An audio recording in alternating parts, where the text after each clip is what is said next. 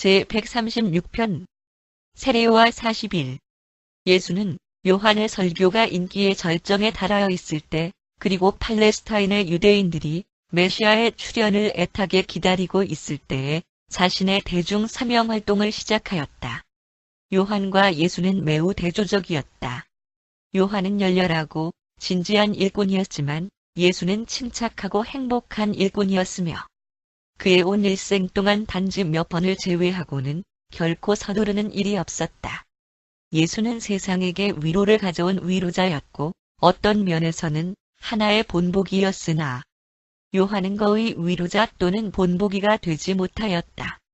그는 하늘의 왕국을 전파하였지만 그로 인한 행복의 세계 안으로는 거의 들어가 보지 못하였다. 예수가 요한을 구시대의 가장 위대한 선지자라고 호평하였지만 그는 또한 새로운 길이 되는 위대한 빛을 보고 그것을 통하여 하늘의 왕국으로 들어간 자들 중에서 아무리 작은 자라도 참으로 요한보다 크다고 말씀하기도 하였다. 요한이 다가오는 왕국을 전파하였을 때 그의 메시지의 중점은 회개하라. 그리고 앞으로 올 진노로부터 피하라는 것이었다. 예수가 설교를 시작하였을 때 회개하라는 권고는 같았지만 그러한 메시지 뒤에는 새로운 왕국의 기쁨과 해방의 행복한 소식인 복음이 항상 따라왔다. 1. 기대하던 메시아의 개념.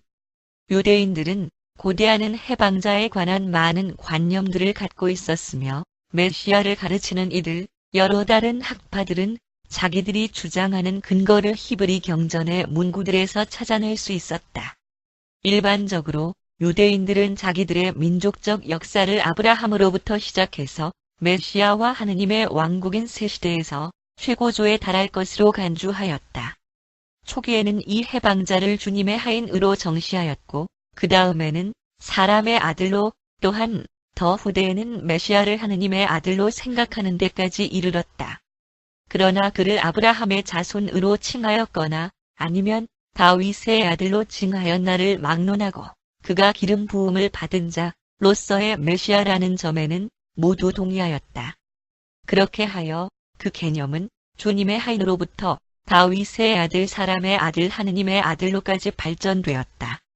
요한과 예수 시절에 활동하던 좀 더 유식한 유대인들은 고도실 메시아에 관한 관념을 이스라엘 사람들을 대표하고 완전케 하는 존재, 선지자와 사제, 그리고 왕이라는 삼중적 직책이 그의 안에서 합쳐진 주님의 하인으로 발전시켰다.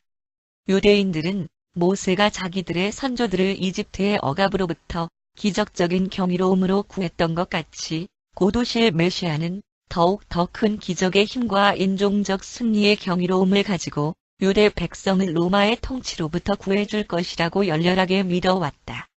라비들은 분명한 모순을 갖고 있음에도 불구하고 고도실 메시아를 예언한다고 그들이 단언하는 거의 500페이지가 넘는 성서들을 수집하였다. 그리고 이러한 시간, 기법, 기능의 세부 사항에 집착하는 가운데 그들은 약속된 메시아의 개인성에 대한 시작은 거의 완벽하게 등한시하였다.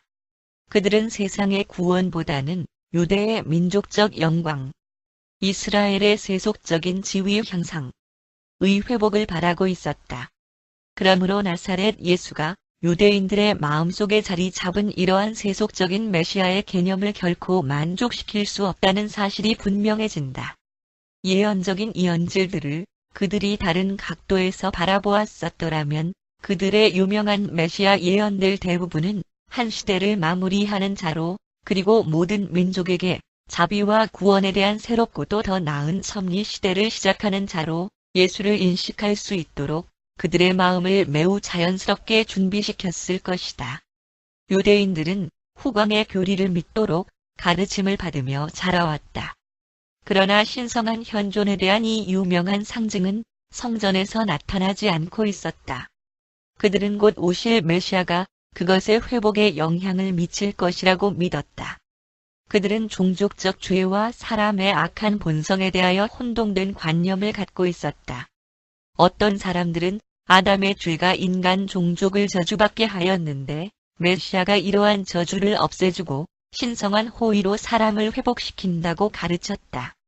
또 어떤 사람들은 하느님이 사람을 창조하면서 그의 선과 악의 속성을 모두 불어넣었다고 가르쳤으며 그가 이러한 일의 결과를 보고 매우 실망하셨으며 그런 식으로 사람을 만든 것을 후회하셨다. 고 가르쳤다. 이렇게 가르쳤던 자들은 이러한 선천적으로 타고나는 악한 본성을 사람으로부터 없애주기 위하여 메시아가 오실 것이라고 믿었다. 대부분의 유대인들은 자기들의 민족적 죄 때문에 그리고 이방인 개종자들의 반신반의하는 믿음 때문에 자신들이 로마의 통치하에서 계속하여 쇠약해지고 있다고 믿었다. 유대 민족은 아직 온 가슴을 다하여 회개하지 않았으며 따라서 메시아가 오는 것을 지연시키고 있다고 믿었다. 회개에 대한 많은 이야기가 나돌았는데 그런 이유로 해서 요한이 설교한 회개하라 그리고 세례를 받으라. 하늘의 왕국이 가까이 왔기 때문이다. 라는 말은 그들에게 힘차고 즉각적인 호소력을 나타내었던 것이다. 어떤 열렬한 유대인에게라도 하늘의 왕국이라는 말은 오직 한 가지의 뜻이 있을 뿐이었는데 그것은 메시아의 도래였다. 미가엘 증여에 있어서 유대 메시아의 개념과 매우 다른 한 가지가 있었는데 그것은 인간적인 것과 신성한 것, 두 본성의 결합이었다. 유대인들은 메시아에 대하여 완전한 인간, 초인간, 그리고 신성한 존재에 이르기까지 다양한 개념을 갖고 있었지만 결코 인간적인 것과 신성한 것의 결합이라는 개념을 생각해 보지는 못하였다. 그리고 이것이 예수의 초기 제자들에게 커다란 걸림돌이 되었다. 그들은 메시아에 대한 인간 개념을 초기의 선지자들이 제시하였던 대로 다윗의 아들로 사람의 아들 다니엘과 후반기의 여러 선지자들에서의 초인간 관념으로 에녹서의 저자나 그의 동시대 사람들 중 일부에 의해 묘사되었던 대로 하느님의 아들로까지 이해하고는 있었지만 그들은 인간적인 것과 신성한 것, 두 가지의 본성이 이 세상의 한 개인성으로 결합한다는 참된 개념을 고려해 본 적은 결코 한순간도 없었다. 창조체의 형상으로 창조주가 육신화한다는 사실은 과거에는 한 번도 계시된 적이 없었다. 그것은 오로지 예수 안에서만 계시되었으며 창조주 아들이 육신으로 와서 영역의 필사자 가운데 거하기 전까지는 세상은 그러한 일을 알 수 없었다. 2.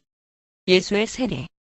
예수는 요한의 설교가 절정에 달하여 팔레스타인이 그의 메시지, 하느님 왕국이 가까이 왔다에 대한 기대감으로 불붙고 온 유대가 심각하고 엄숙하게 반성을 할 당시에 세례를 받았다. 유대인들의 인종적 연대감은 굉장히 뿌리가 깊었다. 유대인들은 아버지의 죄가 그의 자녀들을 괴롭힌다고 믿었을 뿐만 아니라 그들은 또한 한 개별 존재의 죄가 민족을 저주할 수도 있다고 굳게 믿었다. 따라서 요한의 세례를 받으러 나아갔던 사람들 모두가 요한이 비난하였던 특정한 죄를 자신들이 지었다고 생각한 것은 아니었다.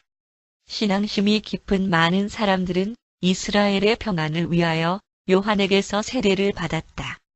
그들은 혹시라도 그들이 알지 못하는 죄 때문에 메시아가 오시는 것이 지연될까봐 두려워하였던 것이다. 그들은 자기들에게 죄가 있고 죄로 저주받은 민족에 속해 있다고 느꼈으므로 스스로 세례를 받으러 나갔으며 그렇게 함으로써 종족적 참회의 결실이 나타나리라고 기대하였다. 따라서 예수는 어떤 의미에서든지 회개의 의식이나 죄 사함을 위하여 요한의 세례를 받으신 것이 아니라는 것이 명백해진다. 요한의 손에서 세례를 받으신 것은 예수가 많은 독실한 유대인들의 본보기를 따른 것에 불과하였다. 나사렛 예수가 세례를 받으러 요단강으로 내려갔을 때 그는 마음의 정복에 관계되고 영과 자아의 정체화 달성에 관계되는 모든 문제에 있어서 인간의 진화적인 상승의 정점을 이미 달성한 영역의 필사자이었다. 그는 그날 시간과 공간에 진화하는 세상들 속에서 하나의 완전한 필사자로 요단강에 서 있었다. 충분한 동조와 충분한 교통이 예수의 필사자의 마음과 낙원 천국에 계신 아버지의 신성한 선물인 내주하는 영적 조절자 사이에서 이루어지게 되었다. 예수의 조절자가 이러한 특별 임무를 준비하기 위해 과거의 비슷한 방법으로 필사자의 몸으로 와서 마키벤타 멜기세덱이라는 다른 하나의 초인간 안에 내재하였던 이를 제외하고는 바로 그러한 조절자는 미가엘이 그의 우주의 우두머리 신분으로 상승한 이후로부터 유란시아에 살고 있는 모든 정상적인 존재들 안에 거하게 되었다. 일반적으로 영역에 있는 한 필사자가 그렇게 높은 개인성의 완전함의 차원을 이루게 될 경우에 거기에는 필사자의 성숙한 혼이 그와 관련된 신성한 조절자와의 결국 생겨나는 융합으로 종결되는 영적 상승의 예비 현상들이 일어난다.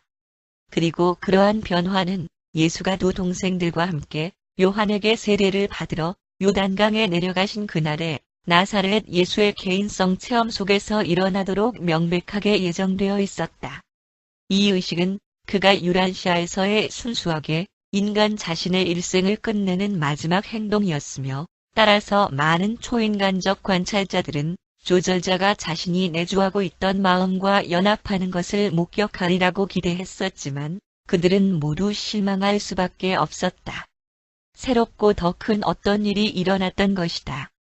요한이 그에게 세례를 주기 위하여 손을 예수 위에 얹자 내주하던 조절자가 요셉의 아들 여호수아의 완전해진 인간 혼으로부터 아주 떠나버렸다. 그리고 잠시 후에 이 신성한 실존 개체는 개인성 구현된 조절자가 되어 신성별로부터 돌아왔는데 그는 네바돈에 있는 전체 지역 우주를 통틀어서 가장 우두머리가 되는 존재였다. 그렇게 예수는 그 자신의 이전의 신성한 영이 개인성 구현된 형태로 자기에게로 되돌아 내려오고 있는 것을 목격하였다. 그리고 낙원 천국으로부터 기원된 바로 그 영이 다음과 같이 말하는 것을 들었다. 이는 나의 사랑하는 아들이요 내 기뻐하는 자라. 예수의 두 동생들과 요한도 역시 이 말을 들었다. 물가에 서 있던 요한의 제자들은 이러한 말들을 듣지 못하였고 개인성 구현된 조절자의 출현도 또한 보지 못하였다. 개인성 구현된 조절자는 오직 예수의 눈에만 보였다. 이제는 고귀한 신분이 된 개인성 구현된 조절자가 다시 돌아와 그렇게 말할 때 모든 사람들은 침묵을 지키고 있었다. 그들 4명이 물속에 머무는 동안 예수는 가까이에 있는 조절자를 바라보면서 이렇게 기도하였다. 하늘을 다스리시는 나의 아버지, 이름이 거룩히 여김을 받으시옵소서. 당신의 왕국이 임하시옵소서. 당신의 뜻이 하늘에서 이루어진 것 같이 땅에서도 이루어지게 하옵소서. 그가 기도를 마쳤을 때 하늘들이 열리고 사람의 아들은 그가 육신을 입고 필사자로 내려오기 전의 자신의 모습과 그가 육신화된 일생을 끝냈을 후에 그의 모습인 하느님의 아들로서의 자신의 환영을 보았는데 그것은 이제 개인성 구현된 조절자에 의해 제시되어진 것이었다. 이러한 하늘의 환영은 오직 예수께만 제시되었다. 요한과 예수가 들었던 것은 우주 아버지를 대신해서 말했던 개인성 구현된 조절자의 목소리였는데 왜냐하면 조절자는 낙원 천국 아버지의 일부이고 아버지로서 있기 때문이다. 세상에서의 예수의 나머지 일생을 통하여 이 개인성 구현된 조절자는 그의 모든 일에 있어서 그와 함께 연합하였으며 예수는 고귀한 신분이 된 이 조절자와 항상 교제하였다. 예수가 세례를 받았을 때 그는 아무런 잘못도 회개하지 않았으며 아무 죄도 고백하지 않았다. 그것은 하늘에 계신 아버지의 뜻을 행하고자 헌신하는 세례였다. 세례를 받을 때에 그는 아버지의 일을 시작하라는 마지막 호출인 아버지의 명백한 부르심을 들었으며 이러한 복합적인 문제들을 심사숙고할 수 있도록 혼자 있기 위하여 40일 동안 떠났던 것이다. 예수는 그의 지상의 친지들과의 직접적인 개인적 만남을 그렇게 얼마 동안 피하심으로써 그 자신의 있는 그대로의 상태를 가지고 모론시아 세상들에서 상승하는 필사자가 우주 아버지의 내적 현존과 융합할 때마다 거치는 바로 그 과정을 유란시아에서 체험하였다. 이 세례의 날이 예수의 순수하게 인간으로서의 일생을 끝 마쳤다. 신성한 아들은 자기 아버지를 발견하였고 하느님 아버지는 자신의 육신화한 아들을 발견하셨으며 그리고 그들은 서로 대화를 나누셨다. 예수는 세례를 받으실 당시에 거의 31살 반이었다. 누가는 티베리우스 시저가 15년째 왕위에 있을 때 예수가 세례를 받았다고 했는데 아우구스토스가 서기 14년에 죽었으므로 그것은 서기 29년이 되어야 하는데 티베리우스는 서기 11년 10월에 자신을 기념하는 동전을 주조하였고 아우구스토스와 2년 반 동안 함께 황제로 있었다. 따라서 그의 실질적 통치의 15년째 되는 해는 예수가 세례를 받던 바로 서기 26년이 된다. 또한 이해 본디오 빌라도가 유대 지방의 총독으로 군림하기 시작하였다. 3. 41. 예수는 세례를 받기 전에 헤르몬 산 위에서 이슬을 맞으며 6주 동안을 자신의 필사자 증여에서의 큰 유혹을 견디어낸 적이 있었다. 헤르몬 산 그 위에서 그는 영역의 한 필사자로서 어떤 도움도 없이 유란시아의 왕위를 노리는 세상의 영주인 칼리가스티아를 만나 그를 격퇴시켰다. 우주의 기록에 의하면 그 파란만장한 날에 나사렛 예수는 유란시아의 행성 영주가 되었다. 그리고 곧 레바논의 최극 주권자로 선포되어질 유란시아의 이 영주는 이제 사람들의 가슴 속에 새로운 이 하느님의 왕국을 선포할 계획을 구상하고 그 기법을 결정짓기 위하여 40일간의 고립기간으로 들어갔다. 세례를 받은 후에 그는 자신의 조절자가 개인성 구현됨으로써 이 세상과 우주에 대한 달라진 관계에 자신을 조정시키기 위한 40일 동안의 고립기간으로 들어갔다. 페레아 언덕에서의 이 고립기간 동안 그는 새롭고도 변경된 지상 일생의 위상 속에서 자신이 곧 시작하여 추구해야 할 정책과 사용되어질 방법들에 대하여 결정하였다. 예수는 금식을 목적으로 하거나 자신의 혼의 시련을 목적으로 은둔한 것이 아니었다. 그는 고행자가 아니었으며 오히려 하느님께 가까이 가는 과정에서 그런 모든 생각들을 언제까지나 폐지시키려고 왔다. 이러한 은둔 기간을 갖고자 하였던 이유는 모세와 엘리야 그리고 세례 요한이 가졌던 동기들과는 전혀 달랐다. 예수는 하늘에 계신 자신의 아버지이신 낙원 천국 아버지께서 감시하는 자신이 만든 우주와 또한 우주들의 우주와의 자신의 관계를 그때 온통 자의식하고 있었다. 그는 이제 자신이 유란시아에 육신화되어 들어오시기 전에 자기 맏형인 임마누엘에 의해서 행해졌던 증여에 따른 임무와 지시들을 충분하게 상기해냈다. 그는 이제 모든 광대하게 퍼져있는 관계들을 명료하게 그리고 충분하게 이해하였으며 이 세상과 자신의 지역 우주에 있는 다른 모든 세상들을 위한 그의 대중을 위한 수고를 실행함에 있어서의 계획들을 생각하고 그리고 그것의 진행 과정을 결정하기 위한 조용한 명상을 위해 얼마 동안 떠나 있기를 원하였던 것이다. 적당한 거처를 찾아 언덕을 방황하다가 예수는 자신의 우주의 우두머리 집행자인 레바논의 빛나는 새벽별 가브리엘을 만나게 되었다. 가브리엘은 이제 우주의 창조주 아들과 개인적 교통을 재수립하였으며 미가엘이 유란시아 증여를 수행하기 위한 준비로 에덴시아로 갔을 때 구원자별에서 그의 동료들을 작별한 이래로 그들이 직접적으로 대면하는 것은 이번이 처음이었다. 가브리엘은 임마누엘의 지시와 유버사의 일적으로 늘 계신 이를 근거로 이제 그가 우주에 완전해진 주권을 얻었으며 루시퍼 반란의 종결을 위하여 계획된 그의 유란시아 증여 체험이 실질적으로 끝났다는 소식을 예수께 전하였다. 전자는 그의 조절자의 개인성 구현이 육신으로의 그의 증여의 완전과 완성을 실증하였던 때인 그의 세례 날에 성취되었으며 후자는 그가 기다리고 있던 티그라스라는 소년을 만나러 헤르몬 산에서 내려온 날에 성취되었던 하나의 역사적 사실이었다. 지역 우주와 초우주의 최고 권한에 입각하여 주권과 반역에 관계되는 그의 개인적 지위에 영향을 주는 점에 있어서는 이제 그의 증여 임무가 끝이 났다는 것을 예수는 알게 되었다. 그는 세례 받던 날에 있었던 환영과 자신 안에 거했던 생각 조절자가 개인성 구현의 현상을 통하여 낙원 천국으로부터의 직접적인 확인을 이미 받은 상태에 있었다. 그가 가브리엘과 담소하며 산에서 머무는 동안 에덴시아의 별자리 아버지가 예수와 가브리엘 앞에 직접 나타나 이렇게 말하였다. 기록이 완료되었습니다. 밀가엘 61만 1121번의 자신의 우주 네바돈에 대한 주권은 완성 안에서 우주 아버지의 오른손에 놓이게 되었습니다. 나는 당신의 후원자 형님인 임마누엘이 보낸 유란시아 육신화 증여에 대한 해제의 소식을 당신에게 가지고 왔습니다. 당신은 이제 지금 당장 또는 이후에 어느 때라도 당신의 선택에 의하여 육신화 증여를 끝내고 당신의 아버지의 오른편으로 올라가 당신의 주권을 되돌려 받고 당신이 마땅히 얻은 네바돈의 절대적인 모든 주권을 맡아보는 것은 당신의 뜻에 달려 있습니다.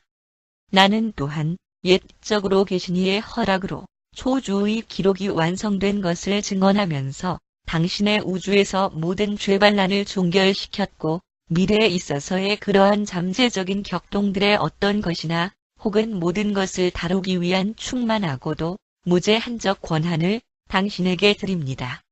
실제적으로는 필사자의 몸을 입은 유란시아에서의 당신의 임무는 끝마쳐진 것입니다. 지금부터의 당신의 행로는 당신의 선택에 달려 있습니다. 에덴시아의 지고자 아버지가 떠났을 때 예수는 가브리엘과 우주의 복지에 관하여 긴 이야기를 나누었고 임마누엘에게 인사말을 전하면서 유란시아에서 그가 시작하려는 그 일을 행함에 있어서 구원자별에서 선서하였던 증여 이전의 지시와 관련하여 그가 이미 받았던 그 조언을 항상 마음에 두겠다는 자신의 확신을 전하였다. 이러한 고립된 40일 동안 내내 세베대의 아들들인 야고보와 요한은 예수를 찾아다녔다. 그들은 예수가 있는 곳에서 멀지 않은 곳까지 여러 번 왔었지만 그를 찾지 못하였다. 4. 대중 사업을 위한 계획. 날마다 언덕에서 예수는 자신의 유란시아 증여의 나머지 기간을 위한 계획들을 세웠다. 무엇보다도 먼저 그는 요한과 같은 시기에 가르침을 시작하지 않기로 결정하였다. 그는 요한이 그의 목적을 달성하게 되거나 아니면 그가 갑자기 구속되는 불상사로 중단하게 되기 전까지는 대체로 물러서 있을 계획을 세웠던 것이다. 예수는 요한의 그 두려움 없는 막무가내의 설교는 곧 적과 시민 통치자들의 두려움과 반감을 유발시키리라는 것을 잘 알고 있었다. 요한의 불확실한 상황을 염두에 두시면서 예수는 자기의 민족과 세상을 위하여 그리고 그의 광대한 우주를 망라하여 거주되는 모든 세상들을 위하여 대중을 위한 수고의 과정을 분명하게 계획하기 시작하였다. 미가엘의 필사자증여는 유란시아에서 이루어졌지만 그 증여는 네바돈의 모든 세상을 위한 것이었다. 요한의 행동에 맞추어서 자신의 행로를 합동하는 대체적인 계획을 고려한 후에 예수가 첫 번째로 한 일은 임마누엘의 지시들을 마음속에서 다시 살펴보는 것이었다. 그는 자신의 임무 이행의 방법들에 관한 것들과 그 행성에 그의 어떤 연구한 필체도 남기지 말라는 조언을 다시 조심스럽게 잘 생각해 보았다.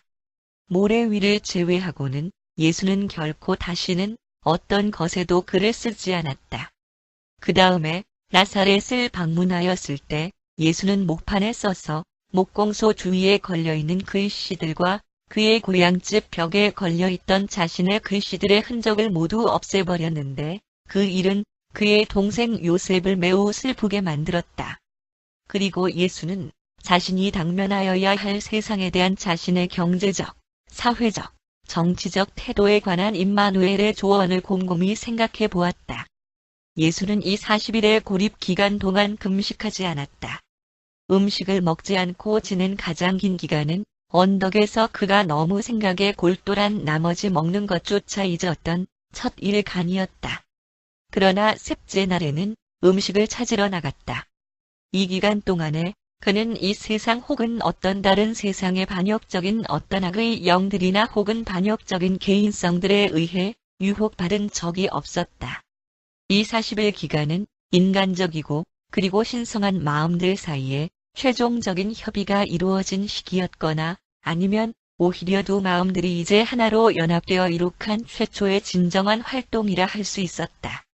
이 결정적인 명상의 기간의 결과들은 결국 신성한 마음이 의기양양하게 그리고 영적으로 인간의 지성을 지배하여 왔음을 실증하였다. 사람의 마음은 이 시간부터 하느님의 마음으로 되었으며 비록 사람 마음의 자아 신분이 언제나 존재해 있었지만 영성화된 이 사람 마음은 항상 나의 뜻이 아니라 당신의 뜻이 이루어지게 하소서 라고 하였다. 이러한 파란만장한 시기의 활동 행위들은 굶주리고 허약해진 마음이 공상적인 환상을 본 것이 아니었으며 또한 광야에서의 예수의 시험이라는 나중에 붙여진 기록처럼 혼란되고 미숙한 상징주의적인 것도 아니었다. 오히려 이것은 전체적으로 획기적이고 다양한 유란시아 증려의 생애를 숙고해보고 또한 이 세상에서 최선의 봉사가 되며 한편으로는 반역으로 고립된 모든 구체들의 개선에 헌신하려는 미래의 사명활동에 대한 계획들을 신중하게 수립하는 기간이었다. 예수는 안돈과 폰타의 시대부터 아담의 불이행을 거쳐 살렘의 멜기세덱의 사명활동 시기까지 이르는 유란시아의 인간 일생의 전체 여정을 두루 살펴보셨다. 가브리엘은 그가 유란시아에 한동안 더 머물기를 선택할 경우에는 그에게는 자신을 세상에 나타내는 데 있어서 두 가지 방법이 있다고 예수께 상기시켰었다. 그리고 이 문제에 대한 그의 선택은 그의 우주 주권이나 혹은 루시퍼 반역의 종결과는 아무런 상관도 없을 것이라는 점을 예수께 분명하게 알렸다. 이 세상 사명활동에서의 두 가지 방법들이란 1. 그 자신의 방법. 이 세상의 당장의 필요성들에 대한 관점에서 그리고 자신의 우주에서의 당면한 개발의 관점에서 볼 때 가장 적당하고 이익을 끼칠 수 있을 것처럼 보이는 방법. 2. 아버지의 방법. 우주들의 우주에 대한 낙원 천국 행정부에 있는 높은 개인성들에 의해 구상되어진 창조체 일생의 이상을 널리 알게 하는 모범을 보이는 것. 그래서 예수에게는 자신의 나머지 지상 일생을 해나가는데 있어서 두 가지 방법들이 있다는 것이 분명해졌다. 당장의 경우에 비추어서 간주해 볼 때 이들 각각의 방법은 그 나름대로 어떤 좋은 점이 있었다. 사람의 아들은 행위성에서의 이 두 가지 방법들 중에서 자신이 취한 선택은 이미 자신의 우주 주권 수여와는 아무 상관이 없다는 것을 분명하게 아셨으며 그 문제는 이미 해결을 보았고 그리고 우주들의 우주에서 기록으로 날인되어서 단지 그가 직접 요구하기를 기다리고 있었다. 그러나 만약에 예수가 항상 아버지의 뜻에 복종하여 이 세상에서의 이러한 육신화를 시작한 것과 마찬가지로 그의 생애의 마지막도 그렇게 고귀하게 끝낼 수 있다면 그의 낙원 천국 형제인 임마누엘을 매우 만족시킬 수 있을 것이라는 내용이 예수께 전달되었다. 이 고립 기간의 3일째 되는 날에 예수는 자신의 이 세상에서의 남은 생애를 그 세상으로 돌아가서 끝낼 것과 이 경우에 관계하는 두 가지 길들에서 항상 아버지의 뜻을 선택할 것을 자신에게 약속하였다.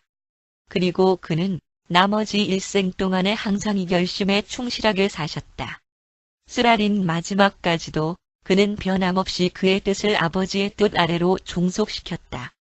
험악한 산 속에서의 40일은 큰 시험을 받은 기간이 아니라 오히려 주께서 위대한 결정들을 내리는 시기였다. 자기 자신과의 홀로 가지는 교통, 그리고 자기 아버지의 직접 현존.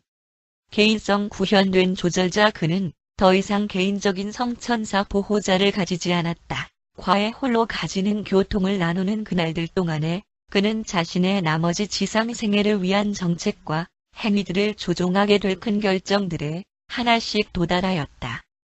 헤르몬 산에서 있었던 갈등에 대한 단편적인 이야기들이 혼동되어지고 또 나아가서 모든 위대한 선지자와 인간 지도자들이 그들의 대중을 위한 생애를 이러한 기대된 금식과 기도의 기간을 거쳐서 시작했던 사실들 때문에 큰 시험이 있었다는 후세의 전통이 이 고립의 기간에 덧붙여졌다.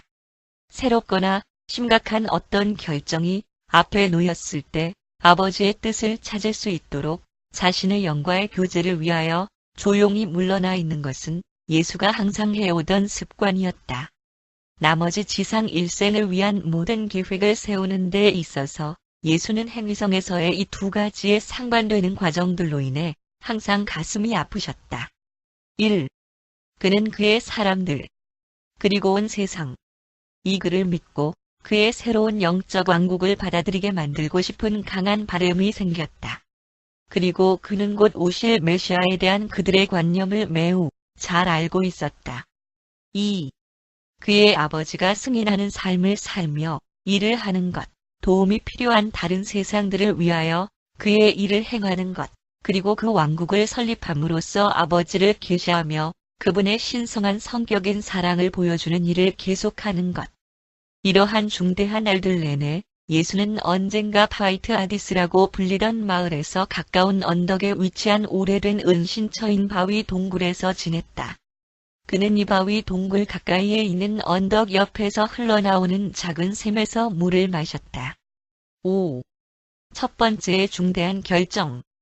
자기 자신과 그의 개인성 구현된 조절자와의 협의가 시작된 지 3일째 되는 날, 사랑하는 주권자의 뜻을 받드는 그들의 사령관이 보낸 네바돈의 천상의 무리가 집합되어 있는 환영이 예수에게 보였다.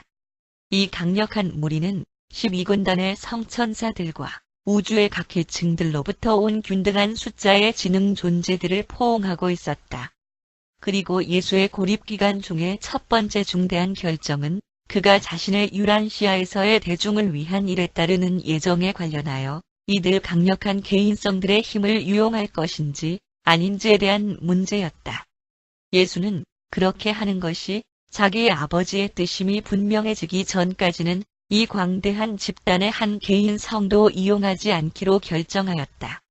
이러한 전반적인 결정에도 불구하고 이 거대한 군단은 항상 그들의 주권자의 한마디 명령이라도 즉각적으로 복종할 준비를 갖추고서 그의 지상 일생의 나머지 기간 동안 내내 남아 있었다. 비록 예수가 자신의 인간 눈으로 이렇게 모여있는 개인성들을 항상 볼 수는 없었지만 그와 함께 하고 있는 개인성 구현된 조절자는 그들 전부를 항상 볼 수 있었고 그들과 교통할 수 있었다. 언덕에서의 40일 동안의 은거 생활로부터 내려오기 전에 예수는 이러한 대기 중인 우주 개인성들에 대한 직접 지휘를 자신의 최근의 개인성 구현된 조절자에게 맡겼으며 유란시아 시간으로 4년 이상 동안 우주 지능의 모든 부서로부터 온 선택된 이 개인성들은 복종적으로 그리고 존경심을 가지고 이 고양되고 체험 있는 개인성 구현된 신비 감시자의 현명한 지도 아래에서 활동하였다. 이 강력한 군단의 지휘를 맡으면서 이전의 낙원 천국 아버지의 분신이었으며 핵심이었던 조절자는 아버지께서 그러한 개입을 원하지 않는 한에 있어서는 어떤 경우라도 이들 초인간적 대리자들이 그의 지상생애와 관련되어서나 혹은 그것을 위하는 일에 자신들을 나타내는 것이 금지될 것임을 예수께 약속하였다. 하나의 중요한 결정을 그렇게 내림으로 인하여 아들의 지상 수고들 중에서 특정한 행동이나 에피소드에서 아버지께서 특별히 개입하기로 선택하지 않는 한 예수는 그의 나머지 필사자 생애와 관련된 문제들에서 모든 초인간적인 협조를 자발적으로 배제하였다.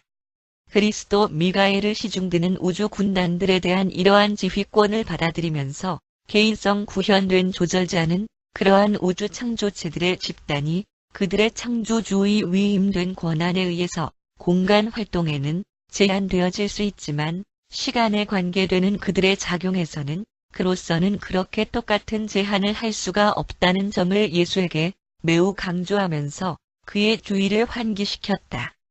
그리고 이러한 한계는 일단 조절자들이 개인성 구현되어지면 그들이 시간 존재가 된다는 사실에 따른 것이었다.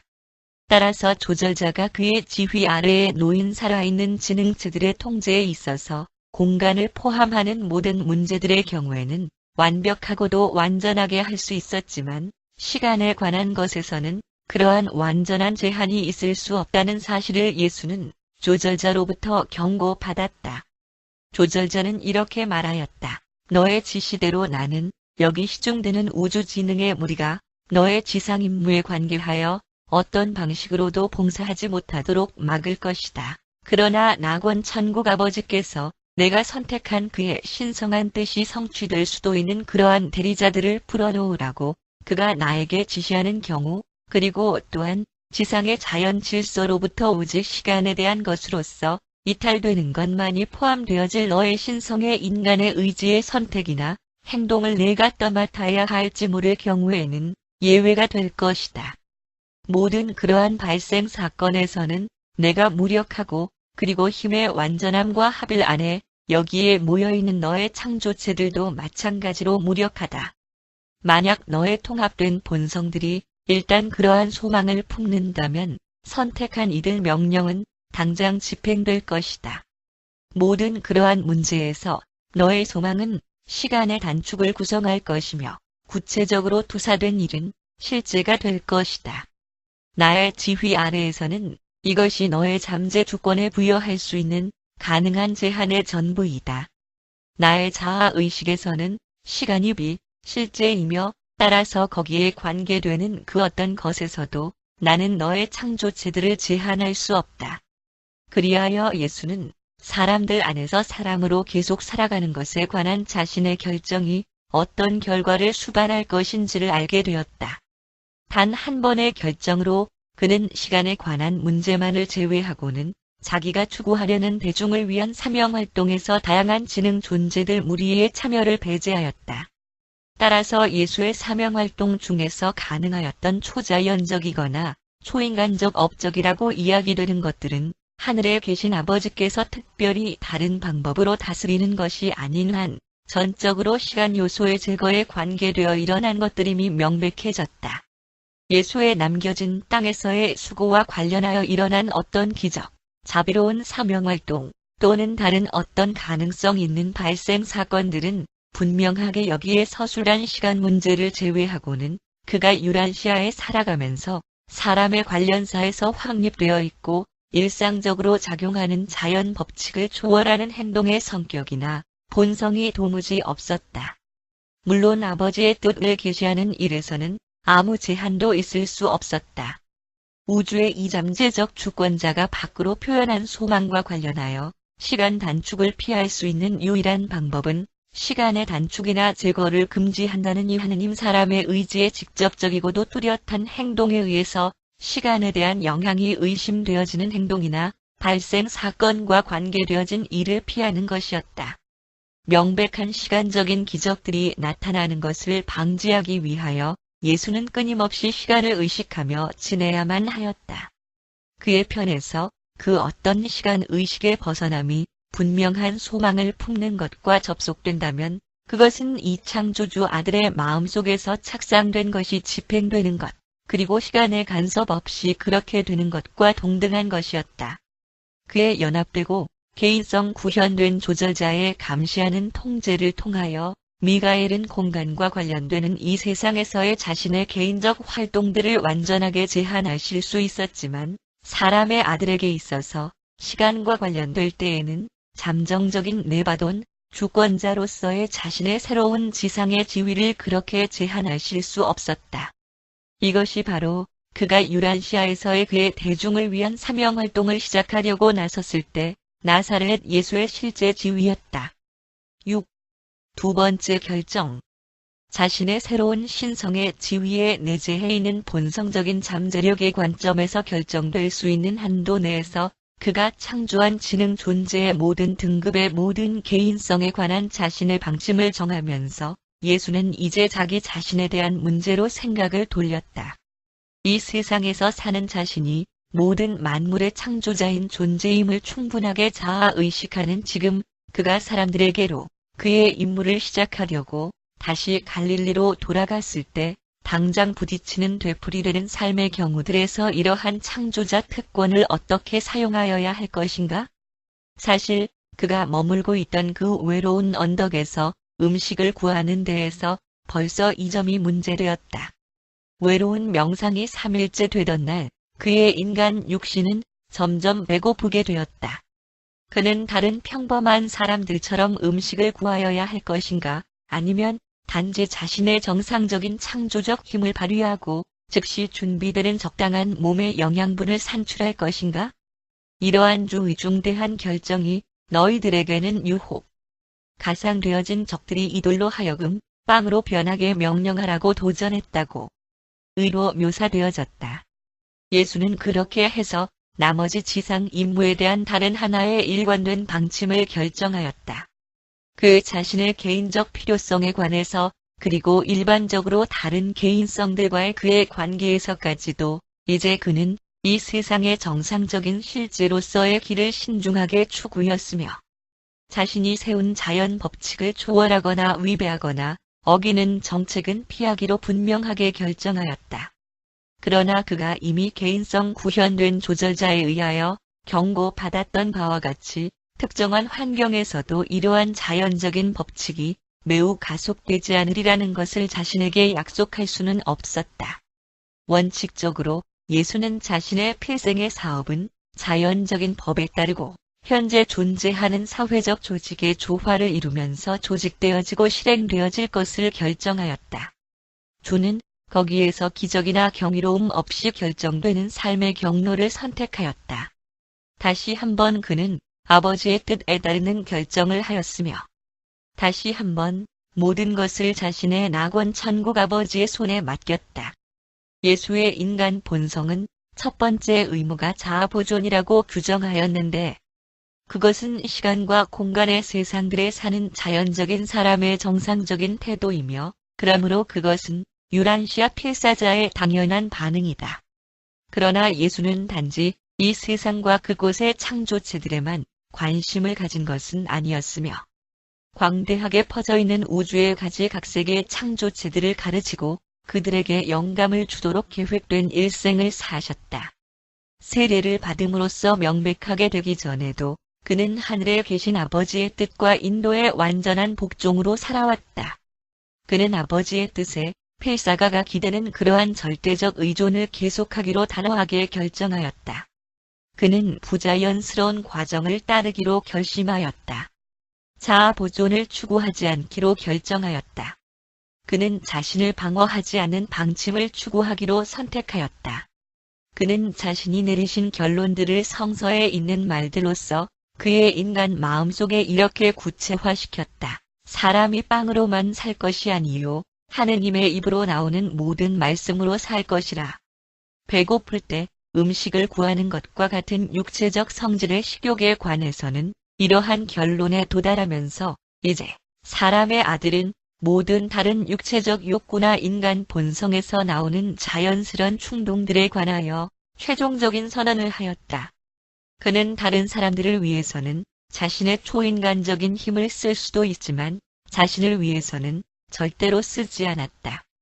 그는 이러한 방침을 바로 마지막 순간까지 지속적으로 지켰으며 그때 그를 조롱하여 말했다. 저가 남은 구원하였지만 자기는 구원하지 못한다. 고하였다. 왜냐하면 그가 원하지 않았기 때문이었다. 유대인들은 사막에서 돌로부터 물을 끌어내고 광야에서 만나로 그들의 선조들을 먹여 살린 모세보다도 더 큰 이적을 베풀 메시아를 기대하였다. 예수는 자기 민족이 기대하는 메시아가 어떤 종류인지를 잘 알고 있었으며 그들의 가장 낙관적인 기대들을 채워줄 수 있는 모든 능력과 특권들을 갖고 있었지만 그러한 능력과 영광으로 빛나는 그러한 과정을 거부하기로 결정하였다. 예수는 그들이 기대하는 기적을 행하는 것은 옛날의 무지한 마술이나 미개한 주술사의 관습으로 다시 돌아가는 것이라고 보았다. 아마도 자기 창조체들의 구원을 위하여 그가 자연의 법을 가속시키실 수는 있겠지만 자신의 법을 초월하거나 자신의 이익이나 동료 사람들을 위압하기 위한 목적으로는 기적을 행하지 않으려 하였다. 그리고 주의 이 결정은 최종적인 것이었다. 예수는 자신의 백성들을 가엾게 여겼으며 그는 그들이 곧 오실 메시아에 대한 그러한 기대, 그가 올 때 세상은 그의 열매를 1만 배 이상 수확할 것이며 한 넝쿨에는 1000개의 송이들이 있을 것이며 각각의 송이는 1000개의 포도를 맺을 것이며 각각의 포도는 1갤런의 포도주를 생산할 것이다. 라는 기대를 어떻게 해서 가지게 되었는지를 잘 납득하고 있었다. 유대인들은 메시아가 풍성한 기적의 시대를 열어줄 것이라고 믿었다. 히브리인들은 기적에 대한 전통들과 경이로움에 대한 전설들에 오랫동안 젖어왔었다. 그는 빵과 포도주를 풍성하게 해주려고 오는 메시아가 아니었다. 그는 단지 현세의 필요만을 충족시키러 오신 것이 아니었으며 하늘에 계신 자기 아버지를 이 세상에 있는 자기 자녀들에게 나타내주기 위하여 왔고 동시에 이 세상에 있는 자기 자녀들로 하여금 하늘에 계신 아버지의 뜻을 따라 살아가려는 진지한 노력에 그와 함께 참여하도록 인도하기를 꾀하였다. 이러한 결정을 통하여 나사렛 예수는 순전히 개인적 증강을 위해서 또는 순전히 이기적인 이익과 영광을 위하여 신성한 재능이나 하느님이 주신 능력을 팔아넘기는 것은 어리석은 것이고 죄를 짓는 것임을 바라보고 있는 우주에게 나타내 주었다. 그것이 바로 루시퍼와 칼리가스티아의 죄였다. 예수의 이러한 위대한 결정은 이기적인 만족과 감성적인 희열이 그 자체만으로는 진화하는 인간들에게 행복을 가져다 줄 수 없다는 진리를 극적으로 묘사해 주었다. 필사자 실즈에서 좀 더 높은 가치들, 지적인 통달과 영적 성취이 있으며 그것들은 사람의 순수하게 육체적인 욕구와 강한 충동에서의 필요한 만족을 훨씬 더 능가하는 것이다. 사람의 재능에서의 본능적 자질과 힘은 자신의 더 높은 마음과 영의 힘의 발전과 고결함을 위하여 그 대부분을 헌신해야만 한다. 그렇게 하여 예수는 공간의 세상들에서 좀 더 높은 생의 가치들과 진화하는 인간 실제의 좀 더 깊은 영적 만족이라는 새롭고 나은 길로 가는 기법을 자기 우주의 창조체들에게 계시해 주었던 것이다. 7. 세 번째 결정. 자기 자신과 동료 인간들의 건강관리로서의 물질적인 육신의 필요에 대한 음식과 육체적 보살핌과 같은 그러한 문제들에 대한 결정을 내리자 그에게는 아직도 또 다른 하나의 풀어야 할 문제가 남아 있었다. 개인적 위험에 당면하였을 때 그가 어떤 태도를 취하여야 할까? 그는 자신의 육신의 생애에서 뜻밖의 종말을 맞는 것을 방지하기 위하여 자신의 인간적인 안전함에 대해 일반적인 주의를 기울여서 거기에 알맞은 조심을 하되 육신상의 비상사태를 만났을 경우에 모든 초인간적인 개입을 금지하기로 결정하였다. 그가 이러한 결정을 구체화시키고 있을 때 예수는 바로 그의 앞에는 낭떠러지가 있는 앞으로 좀 튀어나온 바위 위에서 나무 그늘 아래에 앉아 계셨다. 그는 튀어나온 그 바위에서 자신이 공중으로 떨어질 수 있다는 것을 잘 아셨으며 유란시아에서 자신의 삶의 일을 실행함에 있어서 만약에 자기가 천상의 지능체들의 중재를 개입시키지 않겠다는 자신의 첫 번째 중대한 결정과 자아 보존의 태도에 대한 자신의 두 번째 결정을 폐지시킨다면 자기에게는 아무 위험도 따르지 않을 것이라는 것도 알고 계셨다. 예수는 자기 민족이 자연 법칙을 초월하는 메시아를 기대하고 있다는 것을 알고 계셨다. 그는 다음과 같은 성서 문장을 매우 잘 알고 계셨다. 너에게 어떤 나쁜 일도 일어나지 않을 것이며 어떤 역병도 내가 거주하는 곳 가까이에 오지 못할 것이다. 왜냐하면 그가 자기 천사들을 보내어 너를 보호할 것이며 너의 모든 길들을 지켜줄 것이기 때문이다. 너의 발이 돌에 부딪히지 않도록 그들이 손으로 너를 받쳐줄 것이다. 그의 아버지의 중력의 법칙에 대한 도전이 되는 이런 종류의 가정은 가능한 위험으로부터 그를 방어하기 위하여 또는 잘못 가르쳐지고 잘못 길을 들어간 사람들의 신임을 얻기 위해서라면 정당화될 수 있을까? 그러나 그러한 과정은 표적을 찾는 유대인들을 아무리 만족시켰다고 하더라도 그의 아버지를 나타내 보이는 길은 아닐 것이며 단지 우주들의 우주에 설립되어 있는 법칙들을 의심하는 어리석음을 낳을 뿐일 것이다. 이 모든 것을 이해한다면 그리고 주는 자신의 개인적 행위에 관해서는 자신이 세운 자연 법칙을 무시하며 일하기를 거절하였다는 것을 납득한다면 너희들은 그가 절대로 무리를 걸어 다니신 적이 없었고 세상을 다스리는 일에 있어서 자신의 물질 계층에 위반되는 일을 하지 않았다는 것을 잘 알 수 있을 것이다. 물론 개인성 구현된 조절자의 관할 아래에 놓인 문제와 관련하여 시간 요소에 대한 통제력의 부족에서 전반적으로 벗어나는 아무런 방법을 아직까지 전혀 찾을 수 없었다는 점도 항상 염두에 두어야 한다. 예수는 자신의 지상 일생 내내 끊임없이 이 결정에 충실하였다. 바리새인들이 그에게 표적을 보이라고 하거나 갈보리에서 감시자들이 십자가에서 내려와 보라고 조소하였을 때까지도 그는 그 언덕에서 이 시간에 내렸던 결정을 꾸준하게 지켜나가셨다. 8. 네 번째 결정.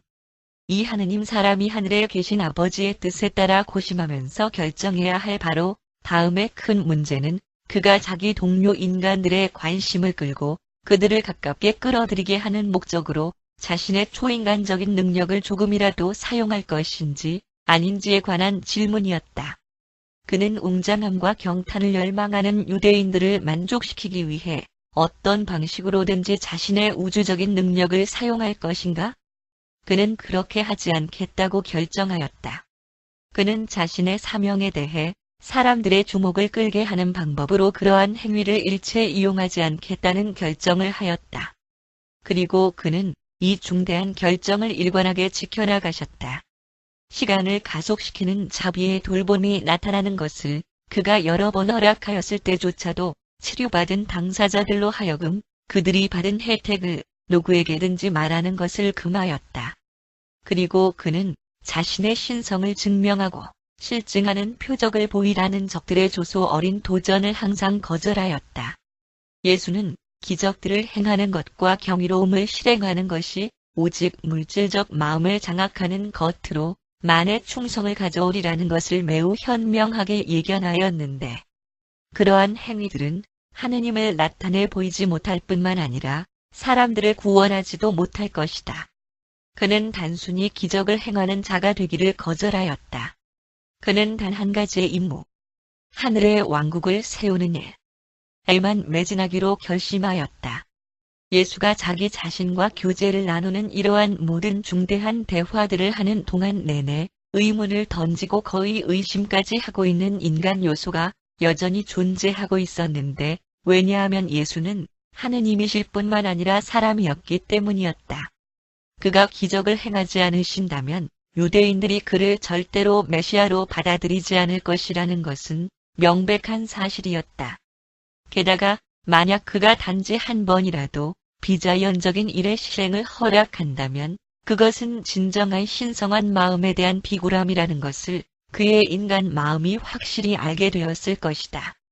신성한 마음이 의심을 품은 인간 마음에게 이러한 특전을 베푸는 것은 아버지의 뜻에 일치하는 것일까?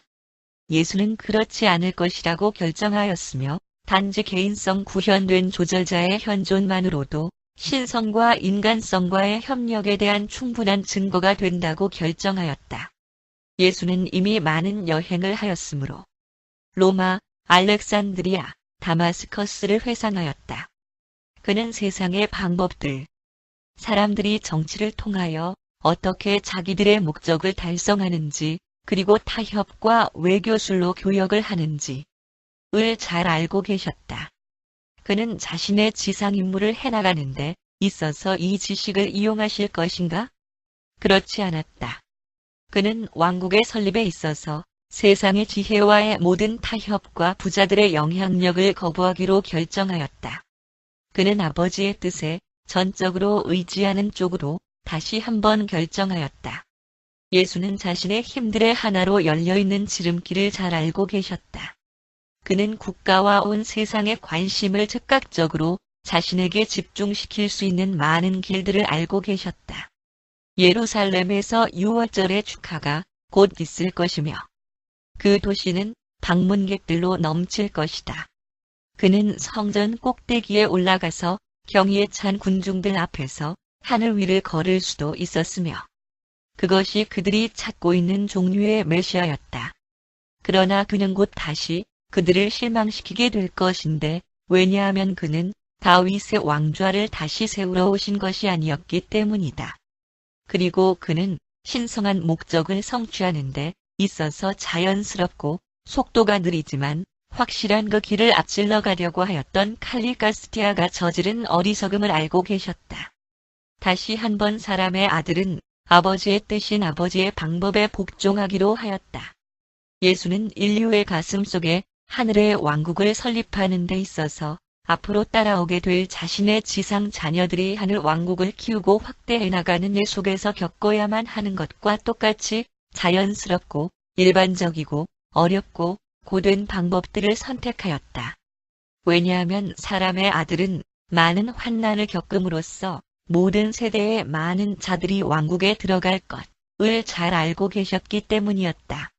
예수는 이제 힘을 소유한 자로서 그것을 순전히 이기적이거나 개인적 목적으로 사용하기를 끊임없이 거절하는 교화된 사람으로서의 큰 시험을 체험하고 계셨다.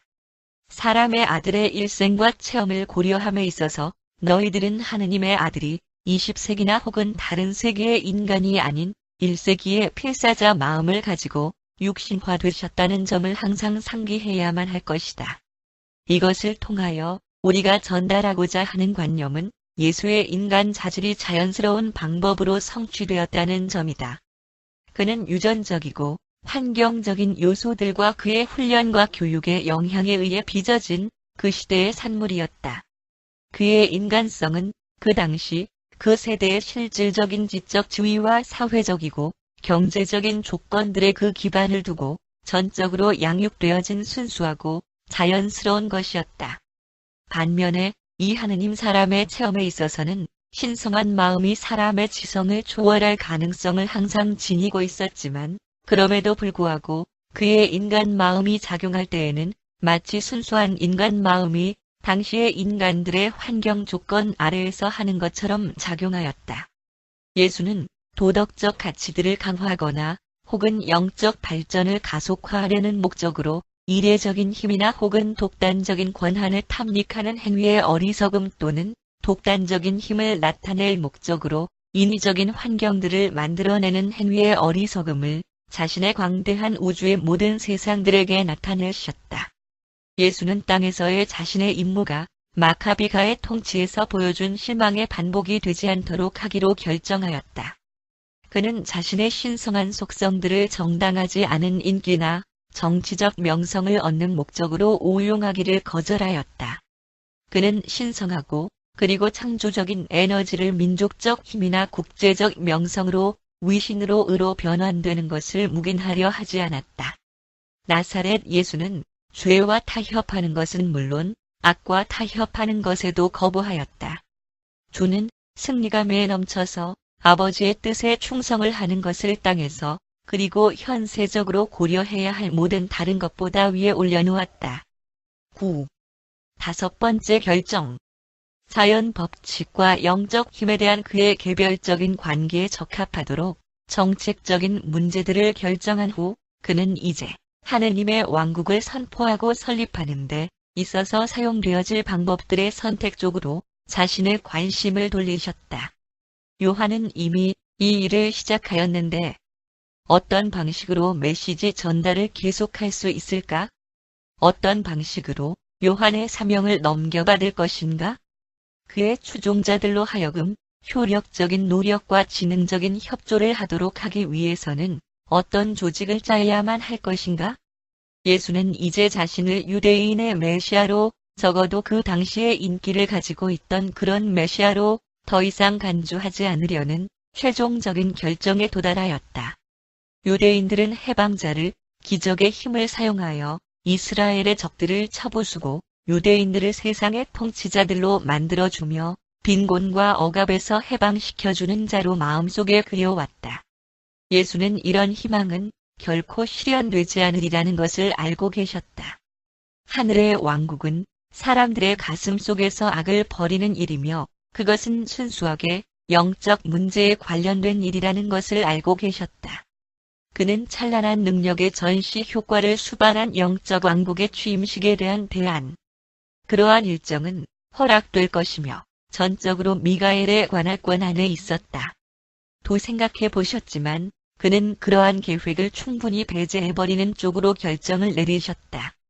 그는 칼리가스티아의 혁명적인 기법들과 타협하지 않기로 하였다.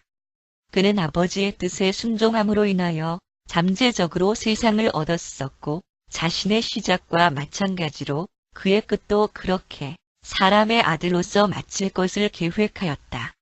하늘과의 세상에서 모든 힘을 잠재적으로 소유하는 이 하느님 사람이 기적을 사용한 무력적인 전쟁을 통하여 한때 주권자의 깃발을 휘날렸더라면 유란시아에서 무슨 일이 일어났을는지 너희들은 거의 상상도 할 수 없을 것이다. 그러나 그는 타협하지 않았다.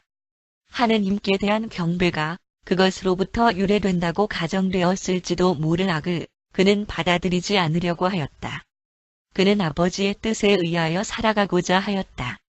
그는 자신을 주시하고 있던 우주에게 너희들은 너희들의 하느님이신 주님을 경배하고 오직 그만을 섬겨야만 할 것이다.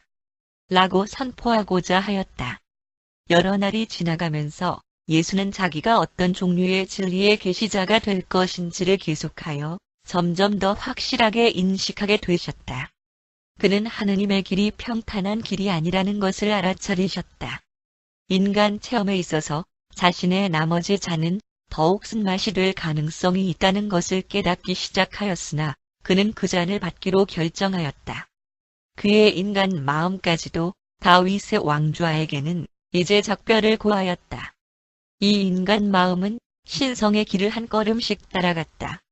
한편으로는 아버지의 영원하고 신성한 뜻을 행하는 데에 분별불가적으로 복종하면서 인간 마음은 계속 질문하지만 세상에서 사람으로 사는 이 삶의 병합된 일생 안에서 신성한 대답들을 어김없이 최종적인 결정으로 받아들였다. 로마는 서방 세계를 지배하고 있었다.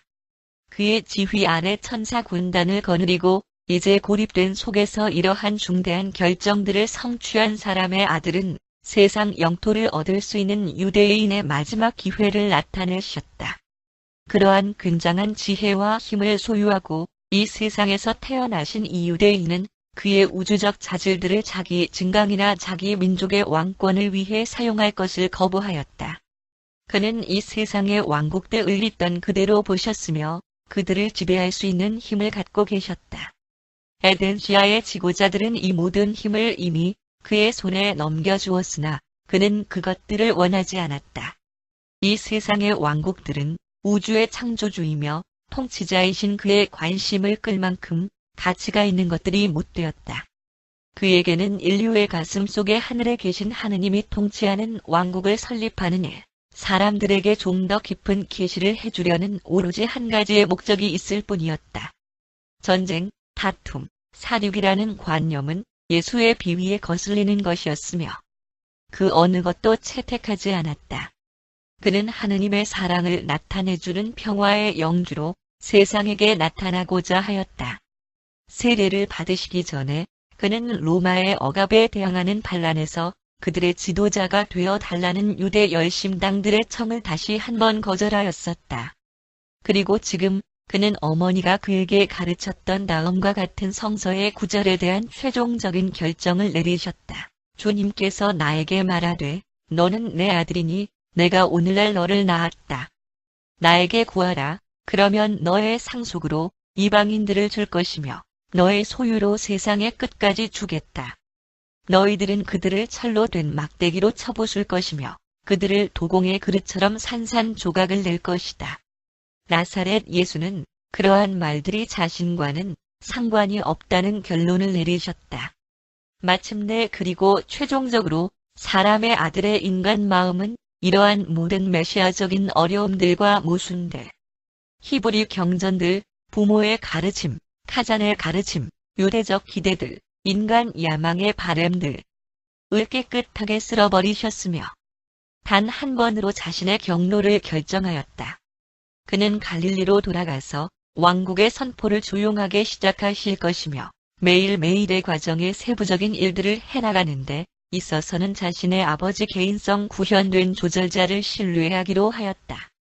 이러한 결정들에 의해서 예수는 영적 문제들을 입증하기 위하여 물질적인 시험들을 적용하기를 거절함으로써 그리고 그가 외람되게 자연의 법을 무시하기를 거절함으로써 광대한 우주를 망라하여 모든 세상에 있는 모든 사람들에게 가치 있는 본보기가 되어 주었다. 그리고 그가 영적 영광의 서막으로 세속적인 힘을 갖기를 거절하였을 때 그는 우주적 충성과 도덕적 고상함의 영감 어린 모범을 세우셨던 것이다. 만약 사람의 아들이 자신의 세례 이후에 언덕으로 올라가셨을 때 자신의 사명과 그것의 본질에 대하여 어떤 의심을 품고 있었다고 하더라도 40일간의 고립과 결정들 후에 동료 사람들에게 돌아온 그에게는 한 가닥의 어떤 의심도 남아있지 않았다. 예수는 아버지의 왕국 설립을 위한 계획을 구상하였다. 그는 사람들의 육체적 만족을 채우지 않으실 것이다. 그가 로마에서 최근에 행해진 것을 목격하였던 군중들에게 빵을 나누어 주는 그런 일은 하지 않으실 것이다. 유대인들이 비록 그런 종류의 해방자를 기대하고 있다 할지라도 그는 기적을 행함으로써 사람들의 주의를 끄는 일은 하지 않으실 것이다. 정치적인 권한이나 속세의 힘을 보여주므로 영적 메시지가 받아들여지기를 구하지도 않으실 것이다. 기대에 찬 유대인들의 눈에 다가오는 왕국을 더욱 과장시키는 그러한 방법들을 거절하면서 예수는 이들 유대인들이 최종적으로는 자신의 모든 권한과 신성의 주장을 틀림없이 배척하게 될 것임을 확신하고 계셨다. 예수는 이 모든 것을 알고 계셨기 때문에 그의 초기 추종자들에게 그를 메시아로 암시하지 못하도록 오랫동안 애를 쓰셨던 것이다.